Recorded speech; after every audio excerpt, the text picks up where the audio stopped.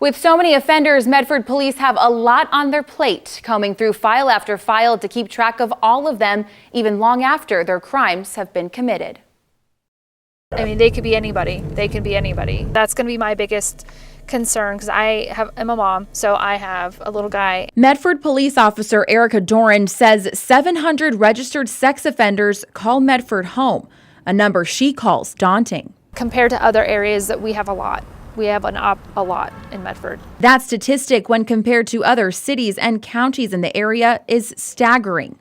According to Oregon State Police's Sex Offender Registration Section, the city of Medford has a sex offender count that is higher than all of Klamath County, Josephine County, and Curry County. 1,346 registered sex offenders live in Jackson County, adding to the state's total count of more than 22,000.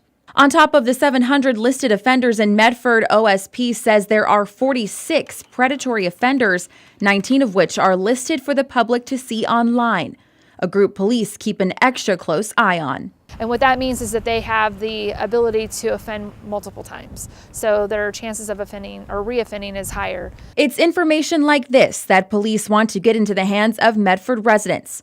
Once a year, Officer Doran and her team of 14 officers make it their mission to inform. Going to let your neighbors know that you're a predatory sex offender. Handing out flyers in hopes that knowledge will prevent future crimes from these sometimes repeat sex offenders. The disturbing part about that is the fact that some of these neighbors are just like, we knew. And then they act like, oh, that happened like 20 years ago. A troubling reaction for an experienced officer who says even she would not be so quick to let her guard down. I'd have a hard time knowing that my neighbor was a predatory sex offender. Which is just one reason why educating the community is a personal mission for Officer Doran and an even bigger undertaking for Medford Police.